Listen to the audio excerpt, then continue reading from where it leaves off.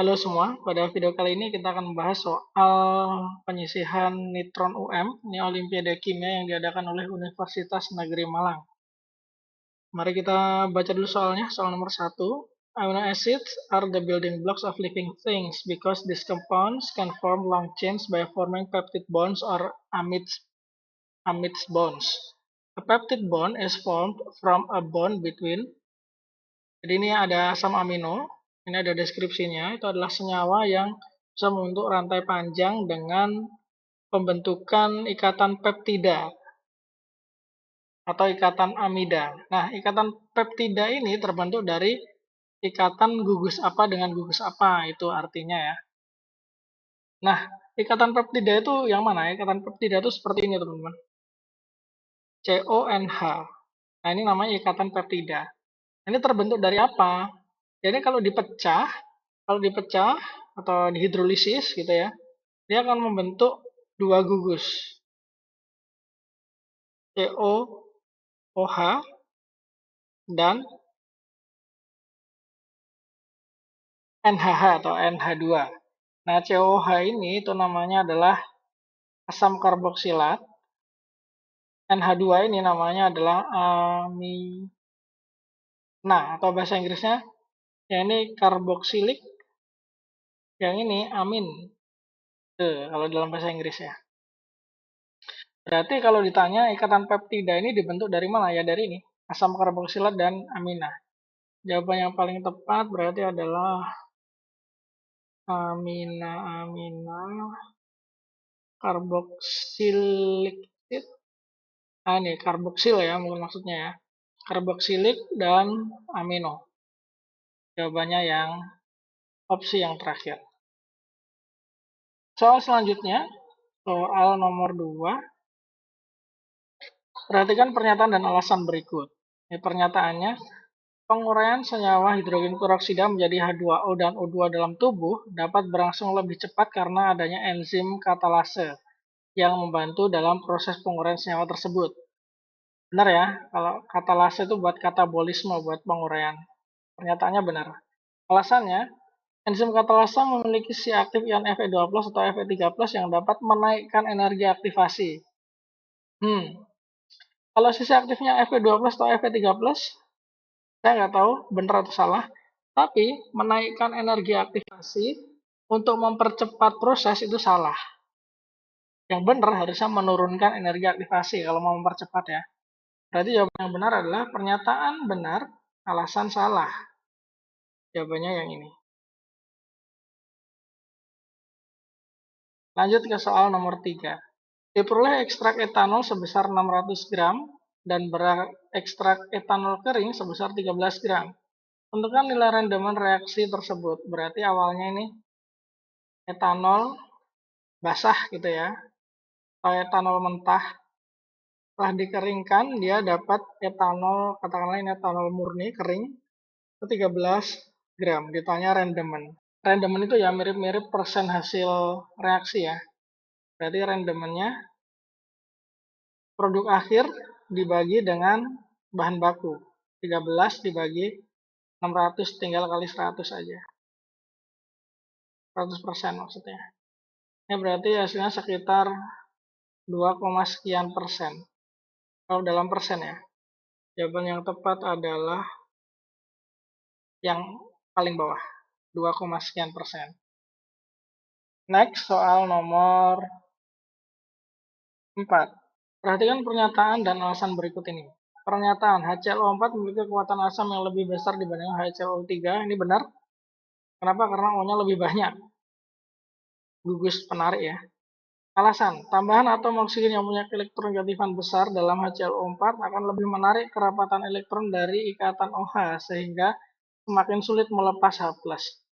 Sampai OH ini benar sebenarnya, tapi ini kok semakin sulit melepas H+, ini salah. Harusnya semakin mudah melepas H+. Ini aja pernyataannya kekuatan asam kok. Nah, kalau kekuatan asam kan semakin asam maka semakin mudah melepas H+. So, ini pernyataannya benar tapi alasannya salah. Jawabannya adalah yang C. Soal nomor berikutnya, soal nomor 5. Wah, ini bahasa Inggris ya.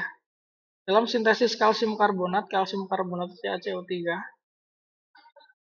dalam fase kalsit dilakukan dengan mereaksikan 0,531 gram NaHCO3 dan 1 gram CaCH3COO 2 kali pada suhu ruang dengan kecepatan pengadukan sekian selama 15 menit. Ini cuma cerita aja ya. Ini metode aja, nggak penting. Endapan putih diperoleh, endapan putih ini pasti adalah CaCO3, nggak ada yang lain. Kan kita membutuhkan CaCO3 kan. Diperoleh dengan cara menyaring pada dua kertas saring. Kertas saring pertama itu 0,755 gram. Terus yang kedua 0,9911 gram. Pertanyaannya, yield-nya berapa pada sintesis ini? Nah, ini perlu diperhatikan. Massa kertas saringnya yang pertama sekian, yang kedua sekian. Berarti ini massa yang terukur 0,755 sama 0,9911 ini bukan cuma massa CaCO3, tapi massa CaCO3 ditambah kertas saring. Oke, berarti kita bikin dulu skemanya ya. Skema reaksinya dulu deh. NaHCO3 ditambah CaCH3COO 2 kali. Ini berarti berubah menjadi CaCO3. Nah, gini aja, ditambah yang lain-lain. Ini otomatis koefisiennya 1 ya, CaCO3. Kenapa? Karena Ca di kiri 1, CO3 di kiri 1 juga. Begitu. Nah, berarti udah selesai reaksinya ini. Sekarang kita analisa saja untuk hasil eksperimennya. Kita analisa dulu hasil eksperimen. Artinya kan hasil eksperimen ini adalah jumlah dari CaCO3. Pertama di kertas saring pertama, masanya adalah 0,755 dikurangi massa kertasnya 0,489. Ini ya. Ini hasilnya adalah 0,266 gram. Ini massa CaCO3 hasil eksperimen ya. Kalau yang dari kertas saring kedua, massa CaCO3-nya itu adalah 0,9911 dikurangi massa kertas saringnya 0,6911. Hasilnya adalah 0,300 gram. Ini kalau di total berarti adalah 0,566 gram. Ini adalah CaCO3 hasil eksperimen. Kita bandingkan CaCO3 ini dari hasil ini apa namanya teoritis ya. Ini hasil teoritisnya kita hitung dulu. Nah, teoritisnya kita perlu dari mana? Dari reaksi ya, pakai analisa mula-mula bereaksi sisa. Kita cari nih CaCO3 hasil teoritisnya berapa. Harusnya sih nanti beda ya dengan hasil eksperimen. Tinggal kita bandingkan untuk menghitung yield. Oh ya, harusnya saya jelasin dulu ya definisi yield ya. Yield itu bisa didefinisikan sebagai jumlah hasil eksperimen dibagi hasil teoritis dikali 100%. Gitu. Nah, maka dari itu kita kan tadi ngitung hasil eksperimen ya. Sekarang kita akan menghitung hasil teoritisnya. Nah, hasil teoritisnya di sini ada NaHCO3 masih dalam gram. Kita jadikan mol dulu ya. Kita hitung aja di sini. Mol NaHCO3 awal. Nah, di sini hitung mol CaCH3COO 2 kali awal. Kan kalau ngitung mol dengan diketahui massa itu kan tinggal massa dibagi mR ya. NaHCO3 dulu. Massa 0,531 dibagi MR-nya Na itu 23 tambah H itu 1, C itu 12, O itu 16 kali 3, 48. Nah, tinggal ditotalkan saja. Ini akan ketemu 6,32 kali 10 pangkat min 3. mol. Nah, kalau yang CaCH3COO 2 kali, itu berarti 1 gram dibagi Ca itu 40 tambah CH3COO itu adalah C itu 12 tambah hanya 3, 3, C12 tambah 16 tambah 16 kali 2. Nah, CH3COO itu kalau ada 2 jadinya 118. Tinggal kita hitung saja. 1 dibagi 40 tambah 118. Dia adalah 6,33. 10 pangkat min 3. Ini mirip ya, 6,32 sama 6,33. Oke, berarti ini mah nggak usah pakai MRS ya. Kita udah tahu jawaban atau hasil yang diperoleh. Dikarenakan NaHCO3 ini sekitar 6,32 kali 10 min 3, yang kalsium asetatnya 6,33 kali 10 pangkat min 3, maka CaCO3 nya otomatis juga 6,32 kali 10 pangkat min 3, ataunya mol. Yaudah, kita tinggal hitung saja massa atau hasil CaCO3 teoritisnya. Kalau hitung massa berarti tinggal mol dikali mr kan.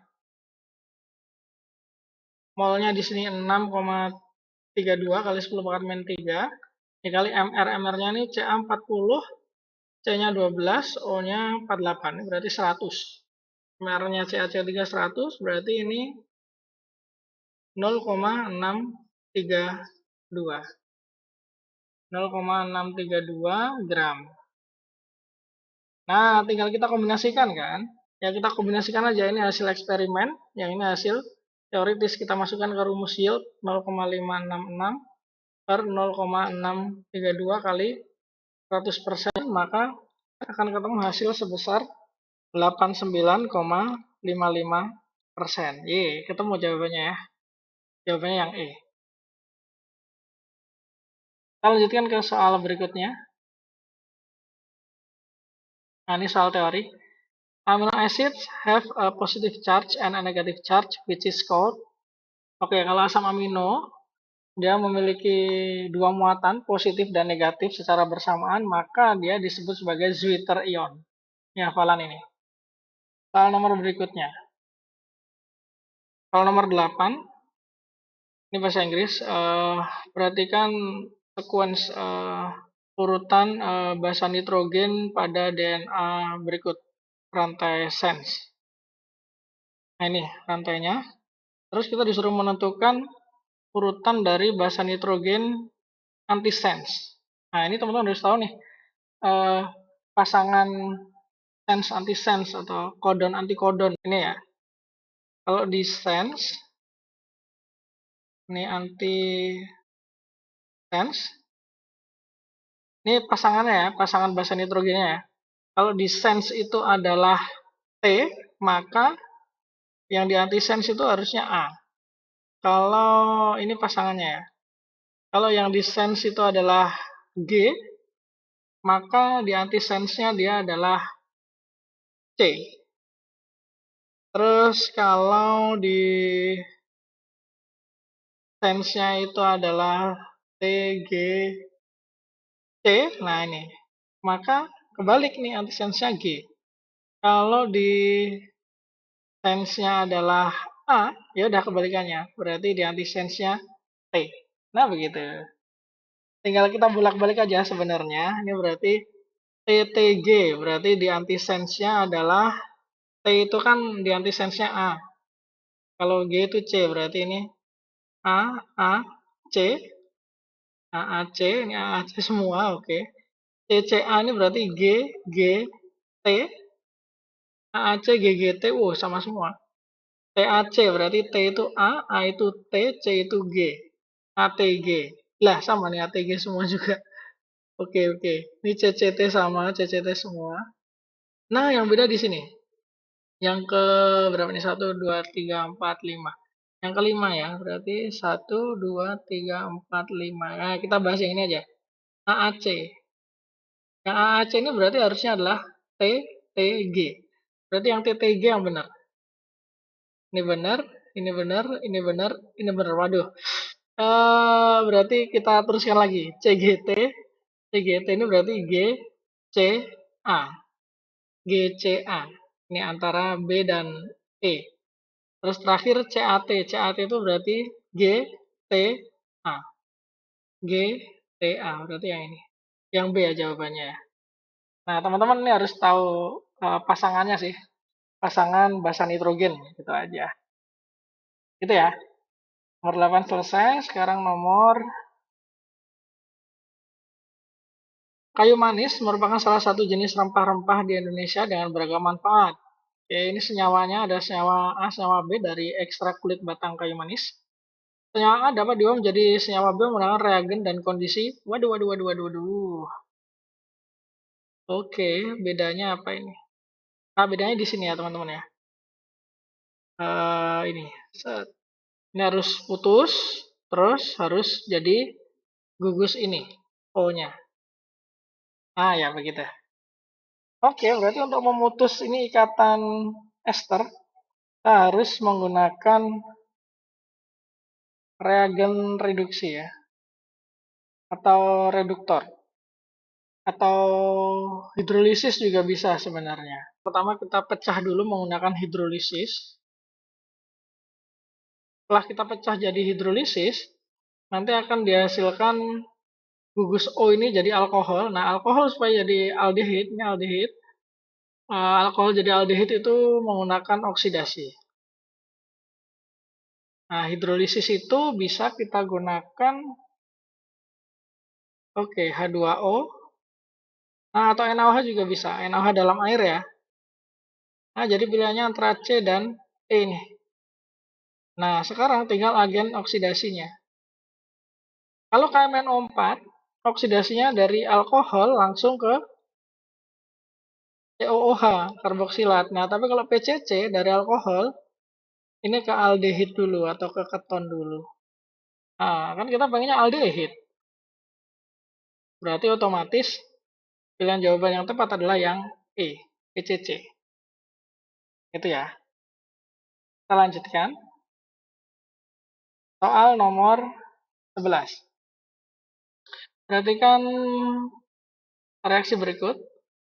Produk Y yang cocok adalah, oke, ini reaksi yang sebenarnya reaksi umum ya.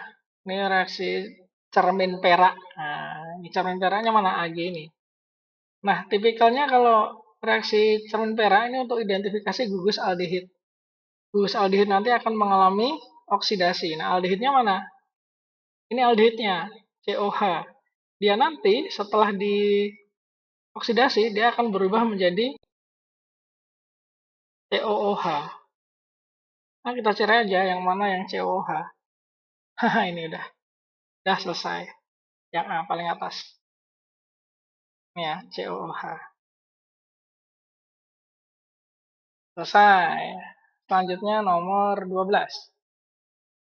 Berdasarkan Frost diagram di atas, pada suasana asam, mana spesies yang memiliki potensi untuk mengalami reaksi disproporsionasi.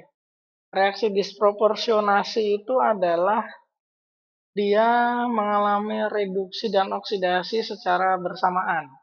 Nah, ciri-ciri spesies yang mengalami disproporsionasi kalau dari diagram Frost adalah spesies yang dia terletak di suatu titik yang mana bagiannya itu kiri, yang kiri itu lebih miring daripada yang kanan. Nah, jadi bisa posisinya kayak gini, bisa posisinya seperti ini, bisa posisinya bisa posisinya ya pokoknya yang sebelah kanan, garis sebelah kanan itu lebih landai daripada garis sebelah kiri. Berarti yang mengalami itu kalau dari sini, ini yang asidik ya, asidik itu yang warna biru berarti pH 0. Maka dapat kita lihat Mn3+ nih, lihat. Ini lebih miring atau bagian kanannya lebih landai daripada bagian kirinya. Terus mana lagi yang lebih landai? Ini, ketiga MnO4 ini juga bagian kirinya lebih landai. daripada bagian kanannya lebih landai daripada bagian kirinya. HMNO4 minus ini sekilas juga ya, kanan lebih landai daripada yang kiri. Ya, jadi di antara tiga spesies ini, kita cek jawabannya. HMN2 plusnya enggak, HMN3 plus ya, HMNO4 min, HMNO4 minnya ya. Ya udah, ini berarti jawabannya yang B. Ya, potensi mengalami reaksi disproporsionasi. Oke ya, kayaknya itu aja deh. Soal berikutnya, soal nomor 13. Secara umum, asam lemak memiliki struktur yang terbagi menjadi dua bagian, yaitu kepala dan ekor, seperti pada gambar di bawah ini. Ini kepala, ini ekornya. Apakah sifat kepala dan ekor secara berurutan pada struktur umum asam lemak tersebut? Ini kepala itu bagian polar, ekor bagian non-polar. Nah, karena kepala ini polar, maka dia hidrofil atau hidrofilik. Dia suka sama air, larut dalam air. Nah, karena yang ekor ini non-polar, maka yang ekor ini juga memiliki sifat hidrofobik, takut air, nggak bisa bersatu sama air. Berarti yang kepala dan ekor hidrofobik, ini benar, hidrofobik. Ini benar hidrofobik, tapi ini salah. Ini hidrofilik benar juga, berarti jawabannya yang A. Kepala hidrofilik, ekor hidrofobik. Begitu ya. Oke. Kita next, soal nomor 14. Perhatikan pernyataan dan alasan berikut ini. Pernyataannya, kekuatan bahasa konjugasi dari senyawa berikut mulai yang paling kuat adalah asam format, asam fosfat, asam oksalat. Oke, prinsipnya semakin kuat asam maka bahasa konjugasinya semakin lemah. Semakin lemah asam maka bahasa konjugasinya semakin kuat. Berarti Ka semakin rendah maka bahasa konjugasi Ka itu kan representasi dari kekuatan asam ya. Makin besar Ka berarti makin asam, makin kecil Ka berarti makin kurang asam. Berarti kalau Ka makin kecil maka bahasa konjugasinya makin kuat. Ini yang paling kecil asam format. Ya, ini benar urutannya. Bahasa konjugasinya paling kuat yang asam format, disusul asam fosfat, disusul asam salat. Alasannya, kekuatan asam atau basa tidak ditentukan berdasarkan Ka dan Kb. Kalau dibilang tidak ditentukan salah juga sih. Ka Kb bisa ditentukan. Oke, berarti pernyataannya salah. Sorry, alasannya salah. Pernyataannya benar, alasan salah. Berarti yang C. Soal nomor 15, perhatikan pernyataan dan alasan berikut. Ini pernyataannya, DNA dan RNA memiliki fungsi yang berbeda. Benar, karena keduanya DNA dan RNA punya struktur yang sama. Loh, ya salah. Strukturnya beda ya. DNA itu alpha helix, kalau RNA itu beta sheet. Kalau nggak salah gitu. Anyway, yang jelas dia strukturnya berbeda. Fungsinya ya beda. Kalau sama mah ngapain ada DNA sama RNA, bukan? Jadi jawaban yang benar adalah statement 1 benar, statement 2 salah. Yang C. Oke. Baik, mungkin itu aja untuk pembahasan di video kali ini. Kita akan lanjutkan di video selanjutnya. Thank you sudah menonton. See you on the next video. Dah.